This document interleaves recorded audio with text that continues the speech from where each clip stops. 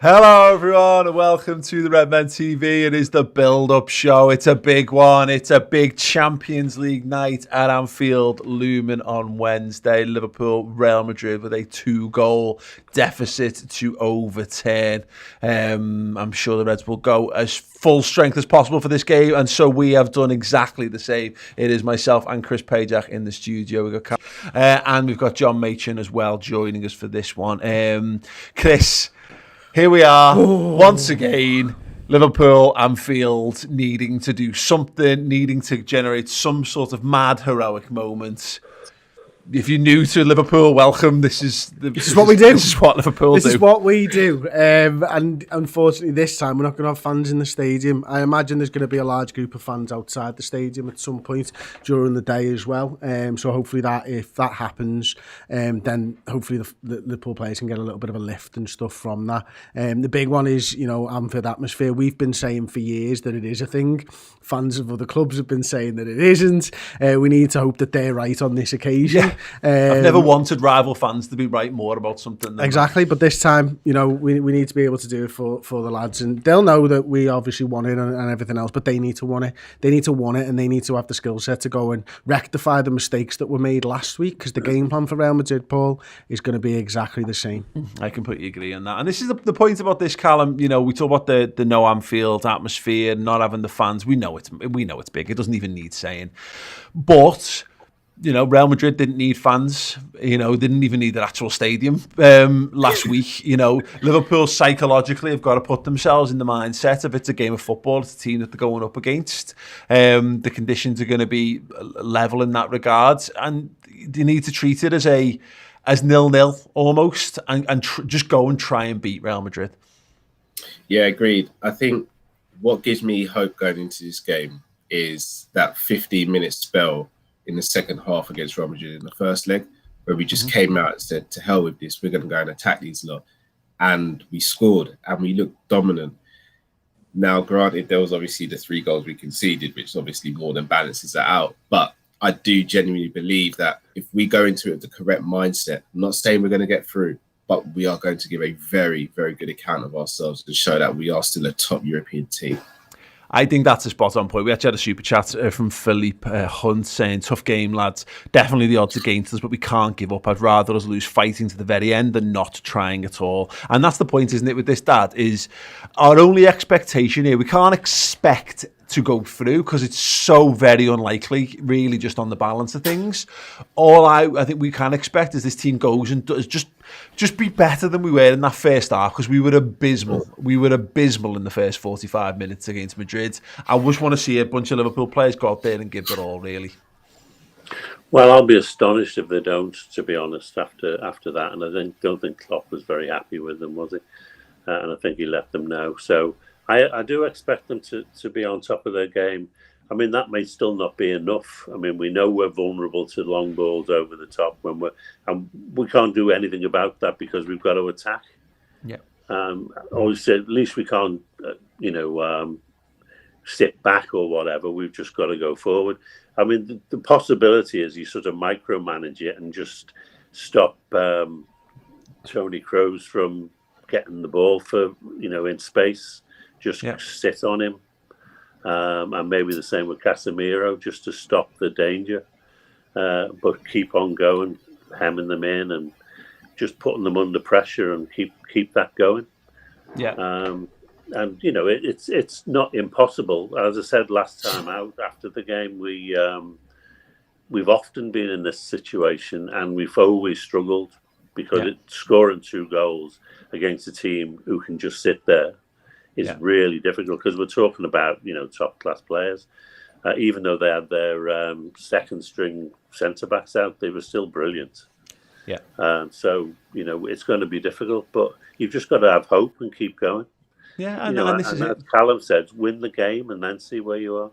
Exactly, that's it, isn't it, Chris? Is that you've got to somehow get into the players' heads that it's not, you're not 2-0 down, because I think if you're chasing 2 goals, I think you potentially put yourself into a bit of bother, and that's why so many teams fail to overcome these kind of deficits.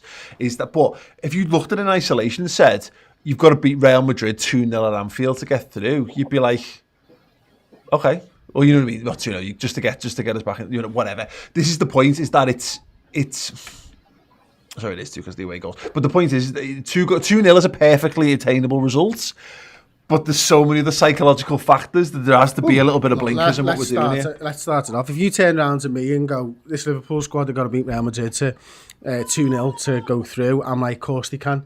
But this Liverpool squad is also the Liverpool squad that's just lost 3-1 to them, and that's the mental hurdle that they have to get over. Yeah. Real Madrid do what Real Madrid do, and what they did so brilliantly against us last time is they just drew a line down the pitch and went, you four, you go that way, you 6-7, you go that way, and you deal with it. And they're the lads who are going to attack and you're going to sit back. And they split the team beautifully last time, and they were just knocking those long balls over the top. That's the difficult thing, is maybe it wasn't even 7 that they kept back, maybe it was 6-5. Mm-hmm. Now they can afford to go 7-4 if they wanted to. Yeah. That's the difficulty that Liverpool have right now, is that you have to overcommit, I think, to be able to break them down, but you don't have to overcommit early in the game. You can feel the game out a little bit. There's still time, We know from our own experiences, Barcelona, how just get one goal, and one goal changes the tie.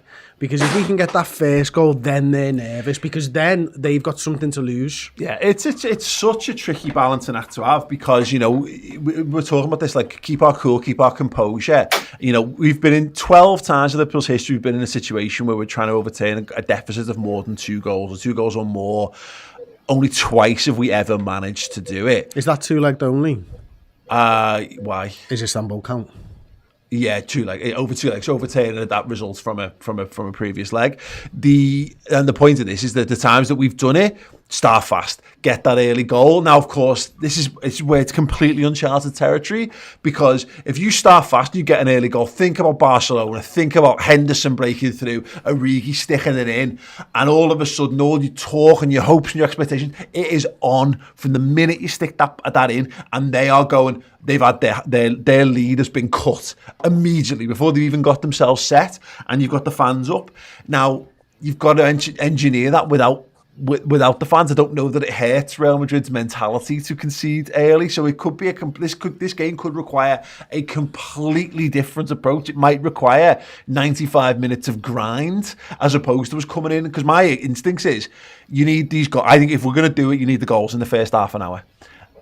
And that gives you an opportunity then, if they then get one back, you've got more time to continue to go deep. I think it's easier if you get the goals in the first half an hour, but I don't think it matters. I think as soon as you score that first goal, whenever that be, whether that be 60 minutes or the first minute, that changes everything for them, because they can lose if they concede one. Mm-hmm. And that's when teams start to really make mental mistakes, make physical mistakes and all that type of stuff as well. So it doesn't matter when, for me anyway, when you score it. I'd rather we did it in the first half. I'd rather we did it early on in the game. Mm-hmm. But I've seen so many teams collapse when they've conceded a goal, and there's just one more. And I don't know what it is. I think it's the away goals rule. I think it just batters teams' heads. Yeah, there's lads with got the fingers, they've got abacus tucked into the socks trying to work out what it means for them, and footy players not working. Go on, Tom. On that point, why don't we scrap our normal kickoff, have Trent behind Thiago passes straight to Trent and he shoots straight away in the first second. Even if he doesn't score, it frightened the life out of them. Right? if you get their goalie victory, that's a good thing, isn't it? This is the game where you want to be trying all of your movie techniques. So you go your Mighty Ducks flying V, and you've got all these mad plays that you only pull the out long throwing that we've been waiting for 2.5 years. Yeah, exactly. Whatever it takes, just bring them out, just unsettle them in a little ways. Everyone wear the shirts backwards. You know what I mean? They already do. They already do, yeah. Can't tell from the colour. Yeah. Ethan with the super chat here saying, we showed that Real midfield too much respect. Yeah. One of the things against Barca we did was we were a bunch of pricks. We didn't care who they were. And that's a great point, isn't it, Callum? Is that, I don't know whether we've got without Jordan Henderson, I don't know that we've got this in our midfield, which is a slight concern. But I agree, in this environment, you've got to pretend, you can hear the Anfield atmosphere. You've got to go flying in. You've got to let them know, these lads know they're doing for a game. And it won't be the first time it's happened to them. But, let's be honest, when you get, we need to unsettle them as much as possible. Yeah, I agree. And again, Henderson is a big miss, as you just said, because he is the guy to do that. However, I do think we've got players like Robbo and Fabinho does that as well. I don't think Fabinho's as vocal as Hendo, but if there's a ball there, there's a 50-50 with, say, Toni Kroos or Modric, I put the house on Fabinho. I think he's going to tear through someone, and that will just stamp that authority on the game and said, you guys wanted this, now you guys have got it.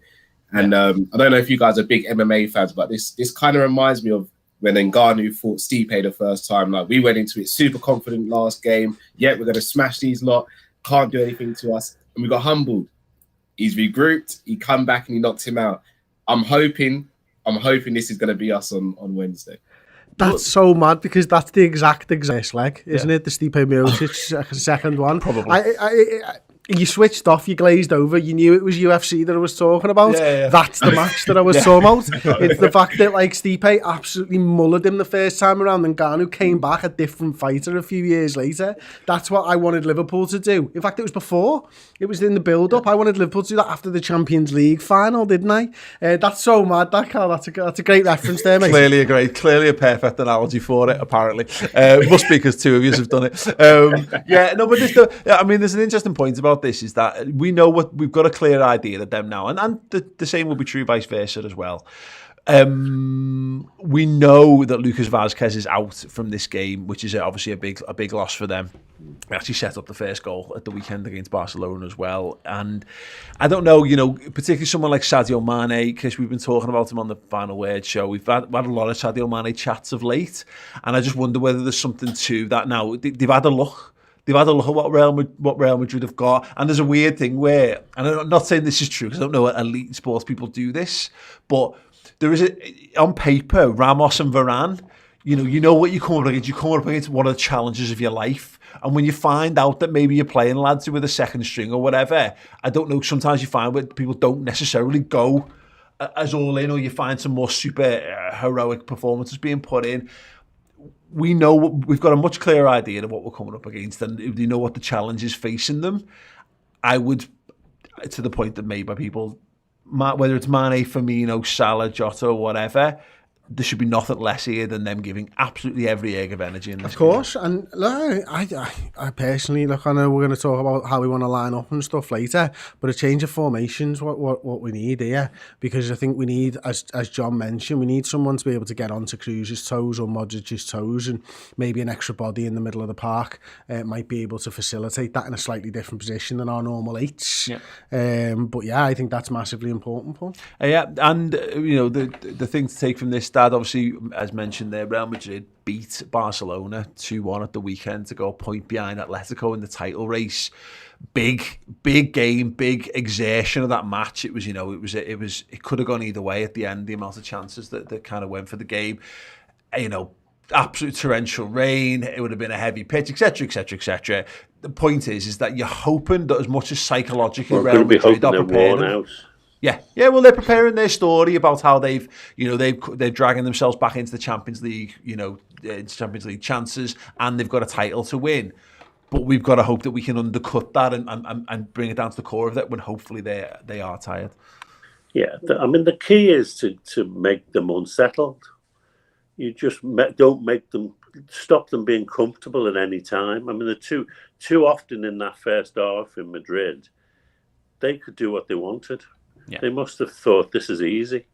And if we can unsettle them as early as possible and stop them getting out, and keep them under pressure, then we just increase our chances of winning the game, immeasurably. Yeah.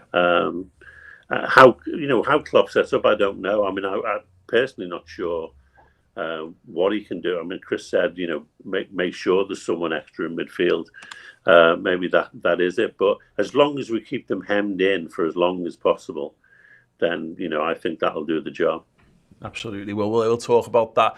We will postulate what we do to get in their faces as much as possible after the very short break. But we've got a trivia question to tide you over. Until then, who are the only other team, apart from Barcelona, that we have beaten, overturning a 2-goal or more deficit? And I'll give you marks as well if you can name Liverpool's 3 goal scorers that night as well. Back in a sec. There are days you remember for the rest of your life. The setting couldn't have been much better.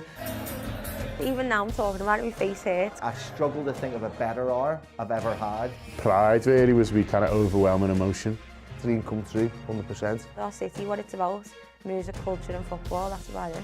I felt like the luckiest lads in the world, you know what I mean? Like, what right have I got to be there doing that?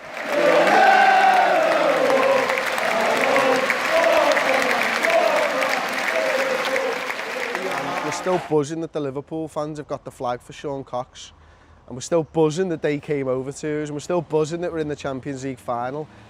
And I'm thinking, this is it. This is one of the best nights of my life of supporting a football team. And then all of a sudden, this beautiful man with big fucking rims on and a Liverpool tracky top comes belting. He came running out from, and there's this like collective, it's Klopp! Yes! Yes!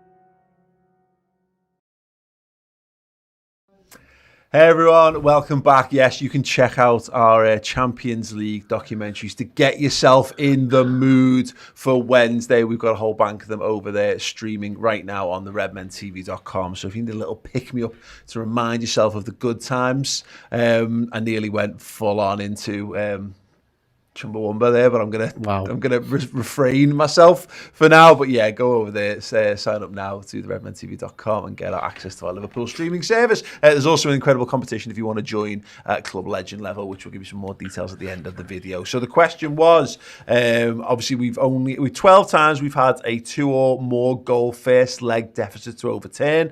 Only twice have we done it. One of them was Barcelona. The other team was anyone?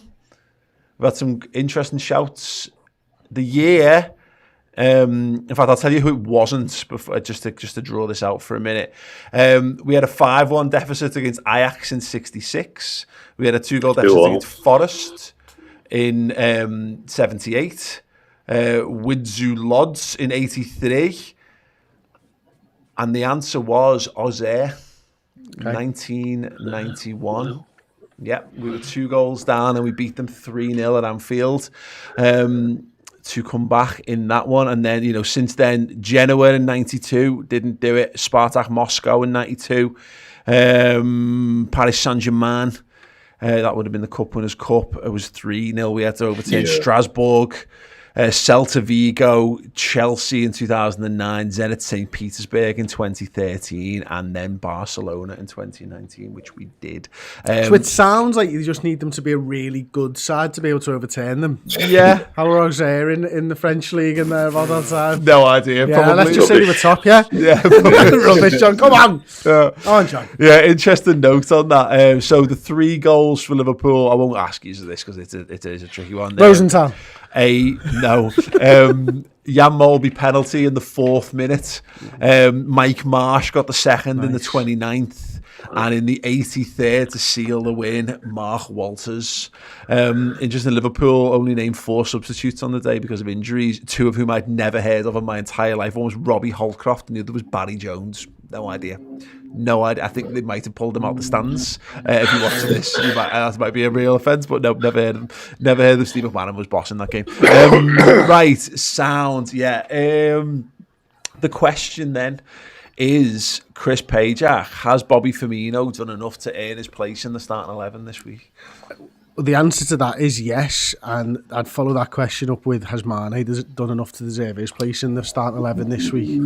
And the answer to that is no, but I'm still giving him a starting place. I'm playing all 4 of them. Yeah. I'm playing Bobby in the 10, and here's the lad that it's not an extra midfielder, but it's a lad who's going to be very, very close to Kroos or Modric, and that's what's got to change for me. And take your pick about who goes elsewhere. Maybe Mane in the 9 or Jota in the 9. I'd probably prefer Jota in the 9. And I'm looking at Fabinho and Wijnaldum probably, with the option of then giving yourself a little bit of something to go to if you need to bring Thiago on to move it further forwards. But yeah, for me, I think it's massively important. Interested to hear what everybody else thinks about getting someone around Toni Kroos. It's really interesting because I'm totally bought in on this idea, just to a certain extent anyway, Callum. But the problem with the putting all 4 is it does lead that question of the who are the 2, and I mean I'm sure there'll be plenty of people who won't be unhappy, to have a midfield of Wijnaldum and Fabinho. Of course, there'll be plenty thinking, well, what was the point of keeping Thiago back if he's not going to start in this game? But that's the beauty of, I think, of how we've managed these couple of games, is that we do have the ability to spring a surprise there. It would be surprising for Thiago not to start. It would be surprising for Bobby to start in a 10 in this game. And that actually is something that we're talking about unsettling them could well work in our favour. Yeah, very true. I get your logic on why you go with Wijnaldum, Chris. I know it's a big risk because I think Wijnaldum is more of a safe player and he's better defensively, but Thiago, he can just break lines, and him passing to Bobby could just open up different types of space we haven't seen in a long time. And I think you're absolutely spot on. I think Bobby has to play in the 10, and attacking wise, you leave them to do what they do.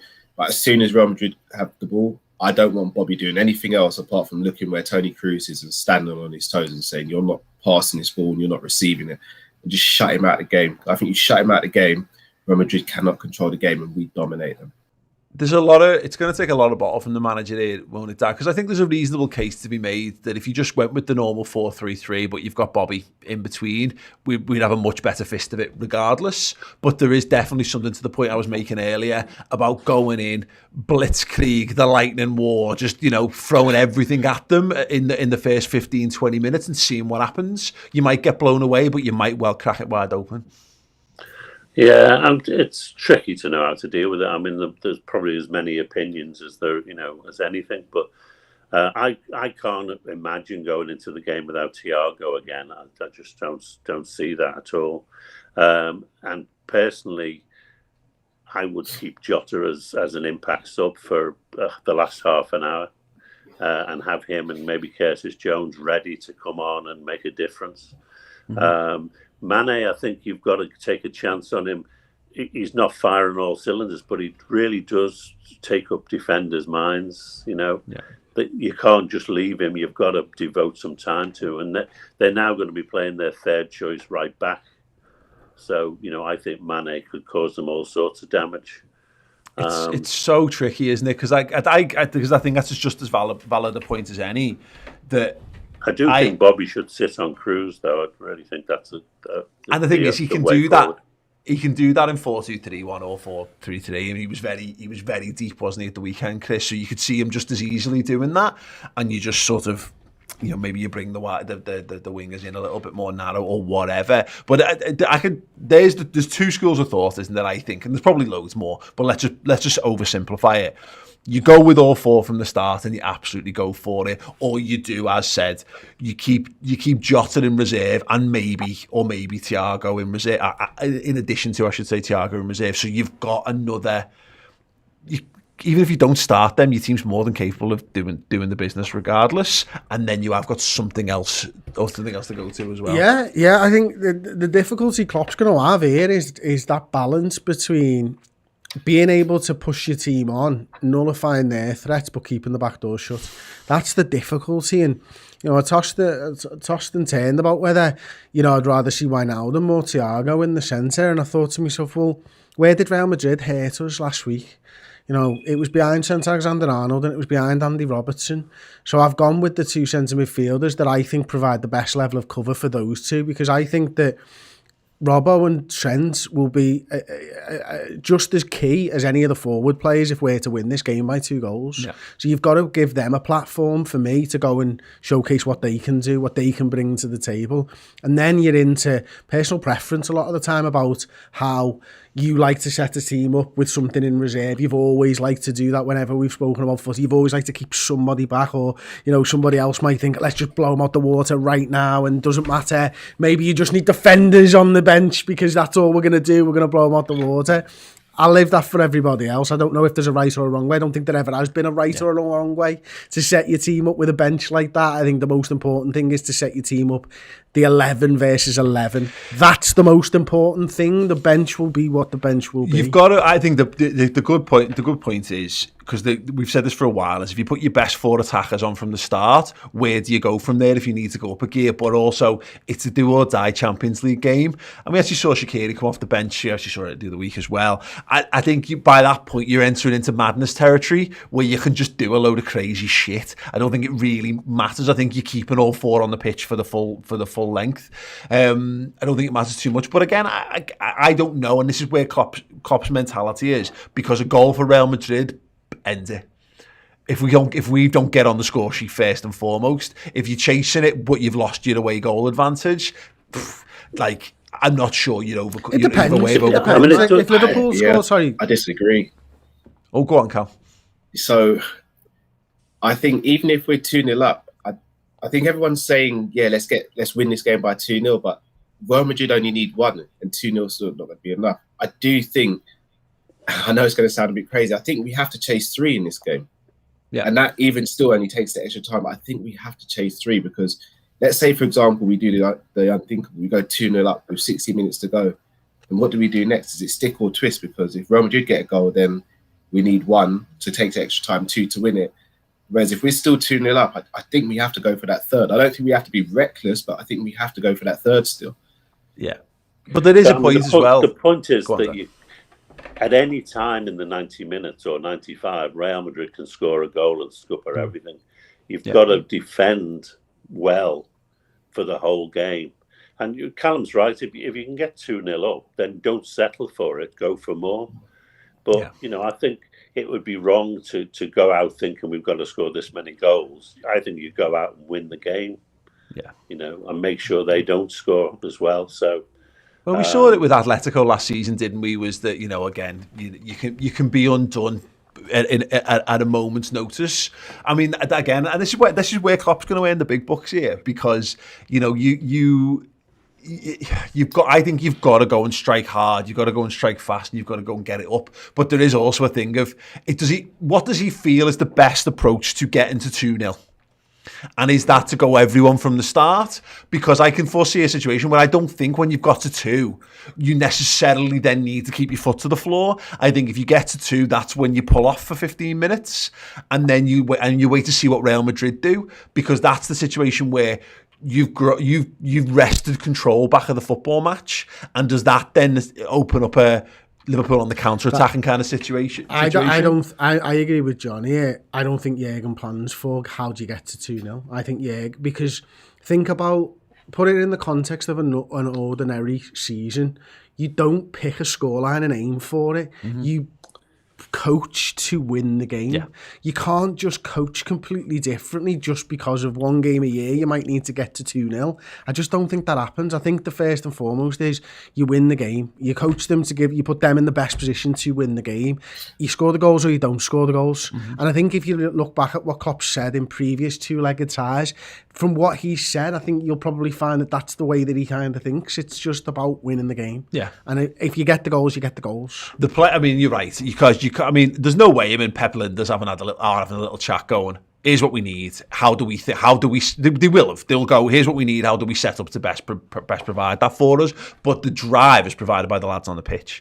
You know, they're the ones who push that little bit harder, go that little bit faster, get a toe in ahead of things. It's whether they buy into the mentality of what they're going for or not. And that's where, again, it's going to be won or lost, because, yeah, I think if we throw everything at it, this is the danger. This is what I'm talking about, the balancing act. If you come out with a big flurry and you don't, then how do you pick yourself back up when you've just gone for 15, 20 minutes and you've swung everything at them?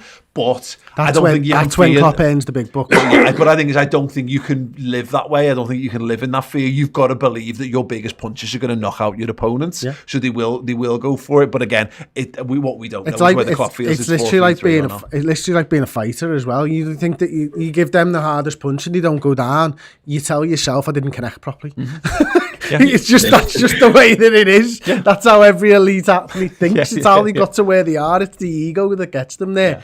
And then if you get to half time and you've literally thrown the kitchen sink at them, then you're relying on your manager to come into the dressing room and go, here's an opportunity, here's what you missed, and then that G's you up, right, we can still do this. Yeah, the only other thing, again, it depends on what we do. I think we need energy. If we're going to play 4-3-3, I think we need something else. I don't know what we need to make that midfield three ideal. You know, I think it's nailed on if it is anything, Dad, to be Fabinho, Thiago, Wijnaldum. It's a shame about Curtis Jones because obviously we know he missed the game at the weekend with a small fitness issue.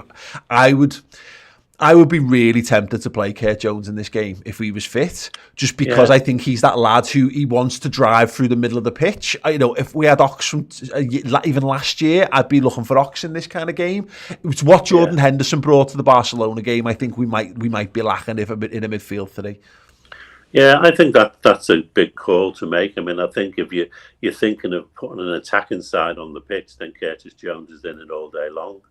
I just don't know whether... I mean, you remember all the times that he played Jimmy Milner, Henderson and Wijnaldum in games that we all thought, what the hell's he doing? But he likes that steadiness in a game. Yeah. And for me... there's also an argument for playing steady to begin with and getting a control of the game and then bringing on people like Curtis and Jota, or if he's on the bench, and and then Shaqiri to try and change things up later on in the game. The thing is that's well and good, and I agree. I think historically, but I wonder whether the starting Keita gives an insight, and do they still feel that what Keita was meant to do is still the right answer? Certainly, Klopp thought we could win that game in Madrid. That's why he played Keita. Now we've got the away goal fear is the big problem for us. We've got to make sure we try and stop that from happening. Because as Callum said, they score and more or less it's over. So, it's a different kind of ball game than the away leg. Yeah, that's going to be away goals. Yeah, that's going to be it, isn't it? Isn't it, Chris? I think your solution. I think playing Bobby in the 10. I think that feels like the right fit for me, because at the moment, I think Thiago can do it, but I don't see. I mean, Thiago nearly scores an absolute worldie at the weekend, arriving in the box.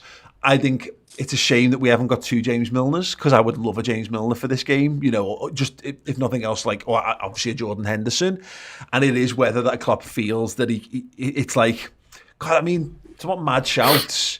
Having hauled Naby and then not playing him at the weekend, like Naby Keita comes back in with one more chance to redeem himself. Like, I don't know, it does make you wonder whether they feel that the team, their game plan was right, but it fell down on the individual execution, and whether they just go a game with their plan. But I think the game plan was right. I think Real Madrid didn't play the way that we expected them to. That's why the game plan didn't work, not because of Naby Keita's performance. That and we couldn't pass to our own players. Yeah, there's a big part of that, don't get me wrong. But Madrid's midfield weren't in the middle of the park. Yeah. You know what I mean? And then what are you telling Naby to do? Go and stand next to the forwards?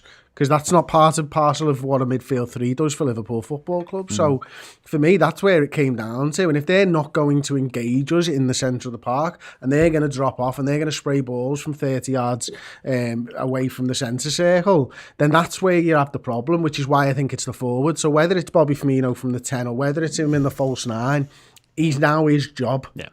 His job is that midfielder, regardless. I'm here for Bobby Firmino coming from behind Tony Kroos, like he always does. Yeah, little jump in front, knock around, come away. I am waiting almost as much as for a goal of that moment for Bobby to go and pick Tony Kroos's pocket, because it was so desperately lacking from how we played last week. Well, one really interesting mad shout here from Hamza 1996 with the super chat saying, don't be surprised if Fabinho was centre back with Kabak so Klopp could fit everyone in. I don't think so, but we've also seen Fabinho end up at centre half the last 2 games coming on, with Kabak being taken off. It would be a shot. Even though you've told me, I'd still be surprised. Yeah. I think it's a desperate measure at the end of the game if you need it. Yeah, I agree. Okay, right. Let's have some score predictions, Chris Pajak. 2-0 to Liverpool Football Club. Oh, Callum. I'm gonna go 2-1 Liverpool. Yeah, go on, Dad. 3-1 in 90 minutes. Okay. Wow. Can you finish that prediction, John, and let me tell me what's happening at the end of the game? You'll have to wait for this part 2 to get the rest. Yeah. It's behind the paywall on the website. I must admit, I think back to like PSG in the Cup Winners' Cup and stuff, and we gave it a really good go. My overall fear with this is I think we'll go and give it a good go. I just don't know that we've got enough to do what it takes. It's going to be a hard. I don't think we're going to win this like Barcelona style. If we do it, it's either going to be, as you say there, it'll be 2-0 and it'll be a bit Chelsea with like balls flashing past the goal, and there's no way Alisson. If we get through here, Alisson will have had a worldie and Bobby Firmino will have had a worldie, I think. I think that's the only way we see ourselves through this game. And we'll have had a massive slice of luck potentially along the way as well. But no, I'm feeling Callum's one where a good showing, but maybe just not quite enough. But I hope I'm wrong. I want to see this team prove itself, prove that it doesn't need the fans, because if we can do it without the fans, fuck me, imagine what happens when we get the fans back again. Is my real hope on this, but yeah, it's going to be a what are the like rules about pumping in noise into the stadium? Well, I've had a few of these suggestions in the comments of like WWE style of like, get fans to like call in, so you've got their noise from home. Don't just want loud noises. Oh, just like random. Why don't horns when they have the ball? I want them to be scared. You'll never walk alone on a loop throughout the whole game. Yeah. But I know in the NFL they had a decibel level that they could go up to, like an absolute peak. You know what I mean? Like, do they have that in England? Could we just literally just have someone on the side with a friggin' horn every time they're about to control the ball? Cruz has got it. He just shits himself every time. Can we do Operation Anfield every single time that they're through? Bing bong. Stand by. Operation Anfield. Benzema's just like, oh God, what was that? Yeah, whatever it takes. Look, I don't know. From what I'm aware, there are no plans for anything organised prior to the game. I do know that people are allowed in beer gardens, so I know that all the pubs that have beer gardens around Anfield will be chocker. I know most of them are sold out at this point and what have you. So it wouldn't shock me if Liverpool could do something around it. There'll be a party on the streets if we manage to do something. But yeah, hopefully we just hope that's where we're at. We've had 2 years of being a controlled, measured football team that then when they get luck that they've generated, we might just need to go back to being a team that just needs some random luck, and hopefully we're due it. We've had plenty of misfortune over the last sort of year, so let's hope it is all. Everyone get your karma straight is what I'm saying. So you know what, do all your jobs, help your mum, do whatever you need, you know what I mean, tidy your bedrooms and help people across the streets while maintaining social distancing and all those kind of things. And yeah, hopefully it'll be enough to see Liverpool over the line against Real Madrid and into the semi-finals. Yes, if you believe it's possible, drop a like on this video. If you need more content to keep you pumped up in advance of that game, do go and try us out over on the redmentv.com, a little Liverpool streaming service, loads of documentaries as mentioned and shown to you earlier on. Champions League ones are absolutely phenomenal, but there's a bunch of exclusive interviews, features and series to keep you entertained in the meantime. So yes, go and check it out. Gents, thank you so much for joining us. Chris, thank you for parachuting in for this one. Do go and check out Team Coppish as well for more of Callum. And yes, we will be back with a watch-along on game night itself. Hope to see us all over there. Ta-ra. Hey everyone, what's happening? We've got an amazing competition for you guys right now. You can be in with the chance of winning this exclusive Liverpool pin badge set. All you've got to do is go over and sign up or upgrade your subscription to Club Legend over on the redmentv.com, which is our Liverpool streaming service platform. Not only that, will you also get access to an incredible suite of Liverpool content, post-match stuff, news, subscription shows of us based in the studio, but not just that as well, documentaries, series, features and interviews with Liverpool legends past and present. It's basically like Netflix for Liverpool fans, and if you sign up at Club Legend you get a bunch of perks as well, free merchandise, discounts on a whole host of things, and yes, you're entered into monthly prize draws, and this month that is that incredible pin badge set. So go over to the redmentv.com right now, sign up and get involved.